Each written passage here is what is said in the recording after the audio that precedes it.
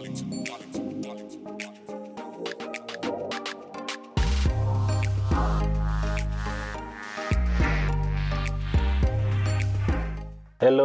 thank you so much for joining us. I'm Tamuka, and today I have Mr. Jerry. So we want to talk about B.A.N.T, which is actually a qualification framework that is done when you're actually doing a sales. It's one thing about sales is that it's important for you to actually qualify your clients, especially if you are going to be going through a sales process. You need to be able to determine whether the prospect that you are in front of is able to make a purchase before investing a lot of your time trying to convince that person. So, Mr. Jerry, maybe you can just help us walk through B.A.N.T, basically, and the framework for qualifying clients. Yeah, so B.A.N.T, we're just talking about B stands for the budget. Okay. Then A, the authority. Then N, the need. Then T, the time. Yeah. So start talking about the budget. When a client actually comes to you, it's like a client, for give an example, maybe it's a Gucci shop. You get into a Gucci shop. Those guys, they actually, when you just enter the shop, they can easily tell if you can buy or not by asking you certain questions. So we are saying, we need to know whether the client has got this budget. Yes, they might have the need. They might have the authority. They might have the time. But when they don't have a budget, don't expect them to buy. So what we are saying to the salespeople, they need to ask, do you have a budget which was actually set aside for purchasing this product? Let's say us want to softwares, want to sell maybe a software. Let's say want to sell an ERP software. We need to ask, did the management come up with a budget for this for this software? If they don't have a budget, that's a challenge, because who is going to approve that budget? And also what we want to know about the budget, who approves the budget? You see, so that's the budget you're actually talking about. It's very fundamental. Someone might need something. You might want to even, everyone needs I want a jet. I also want a Rolls Royce. But I don't have the budget. So someone can call you, but doesn't necessarily mean that these people they can buy. So that's the budget. All right. Let's maybe say it's actually a salesperson who's on call with a client, and they are discussing with that particular client with regards to the budget. How specifically can they actually ask? Let's maybe say it's a client in front of them. How can they actually ask to say, well, do you have any money set aside? How do they approach that kind of situation? Yeah, you can choose to actually go it maybe indirectly. Like for example, we have got a software. Maybe the minimum price is 10,000 USD. But someone is making revenue of 5,000 a month. All right. If you ask it, okay, say how much revenue do you make in a month? Then they'll say 5,000. Okay, fine. Do you have any maybe credit facilities to actually maybe bring this software into your company? If they say they don't, it means these people they will never afford, because if they're making 5,000 and you are selling your software for 10,000, it means definitely you're never going to get to but even I think there are other even facilities whereby you asked your pay slip. If you give them your pay slip, they can easily tell you that no, you don't qualify for this for this like even for if it's maybe you're paying something on higher purchase or opening those accounts, you're easily out of that range. So what I'm saying to the people is they need to ask quality questions, because sales is always about asking quality questions. And the person, the client or the customer is supposed to speak more. Like that we call it 57-43% rule, whereby the salesperson is supposed to speak 53%, the customer is supposed to speak 57%. So we need them to open up for them to actually tell us that do they really have this money set aside? Maybe just to ask a last question when it actually comes to the budget. I've actually seen a lot of these instances. Maybe you walk into a shop, right? Let's take, for example, these guys, they are selling laptops.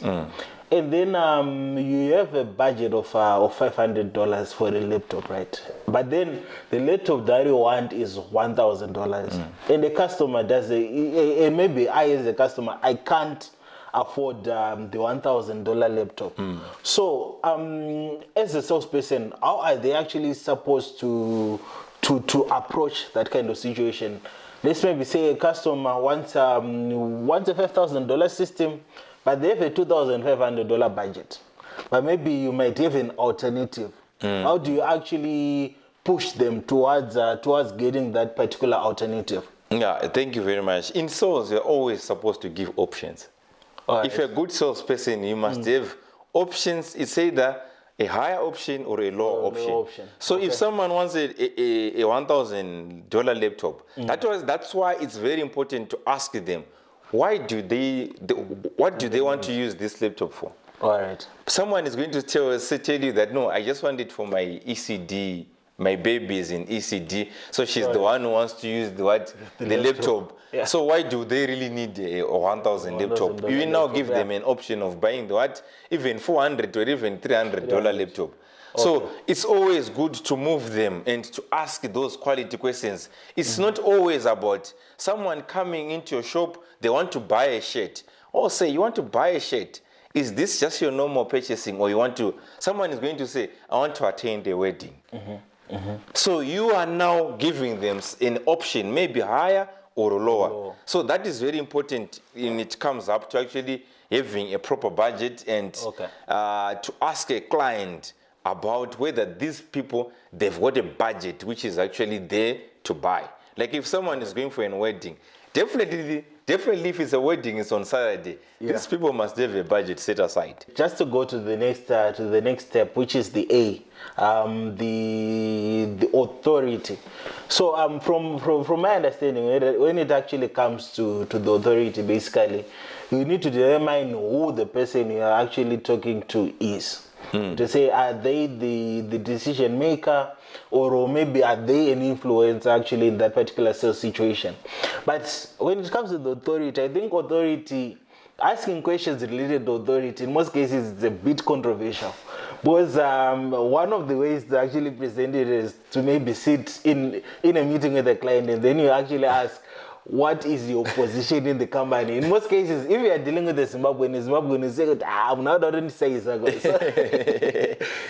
so basically, for questions to actually do with authority, what's the best approach when it comes to that one? The best approach, like when you're starting, is just what's your decision-making process like for this kind of purchase? Like, so let's say these guys, they want to purchase assets for their business. Maybe you're in the business of selling office furniture. So when it comes to decision-making, how do you go about it when you're just making a decision? So they'll start, even if you're talking to the finance manager, maybe I might say, I will need my signature of the CEO. I also need signature of the chairman. So you now know that you have to deal with three people. Maybe I'm speaking to the finance manager, or maybe just going to say, no, fine. I'm the decision maker. I'm the one who actually makes decisions here. So it's always clever to ask about the decision making process rather than directly asking, are you a decision maker? Because obviously everyone will say yes. Everyone wants to pretend as if they're in authority.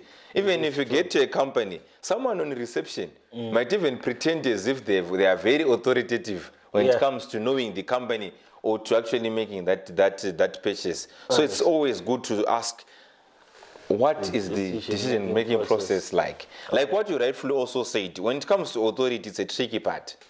Because you might think, the problem is most of the people, they ask about positions. Like I don't make decisions to do about to purchase a canteen budget. Or to purchase maybe toiletries or some other things in my company. So, but people might think if I talk to Jerry, the CEO, maybe I'm going to have a better chance of selling this product.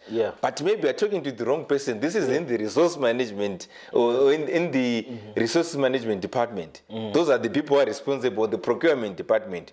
So it's not a matter of having someone who's saying, I'm the owner of the company. Then you blindly think is the one who's going to make a decision. But maybe the accountant is the one who's going to make a decision, or even the wife. Like especially we're dealing with husband. So it's very crucial to actually ask those quality questions and see how these guys make their decision. Because someone is going to say to you, I need to first ask my wife before we purchase, then I'll ask my cousin. Then you know that you're in real trouble. Which is very true, especially with Zimbabweans, Shambonovunza madam. Exactly. Yeah. All right. So to go to the last two things, the need and the timing. Can you just explain further on that one? Okay. The need you are saying, it's like someone who just walking into a shop and say, I'm just walking around trying to check on what new is in the shop. Okay. I'll give you an example. That's the first scenario. Then the second scenario, someone is saying, I've actually messed up my shirt. Yeah. I want to replace this shirt in the next hour because I've got a meeting. Who has got a better need of that product? This person doesn't have a choice. Even if you're going to charge them a higher price, chances are they're going to buy because they've got a real need for that service or that product. So the knowing about the need is very important to actually say, what do you need?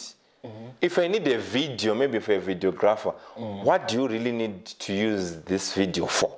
If you ask those questions now, you now know. Because 50% of the people, when they come to purchase your product or service, most of them, they actually own the wrong product. All right. So it's now your duty as a salesperson to point them to the right product. Okay. Yeah. So even if I want to purchase, let's say, a camera, I don't even know anything about cameras. Okay. So I might need maybe a family camera just to use when I go for holidays. Yeah. Or when I go all out. Yes, but true.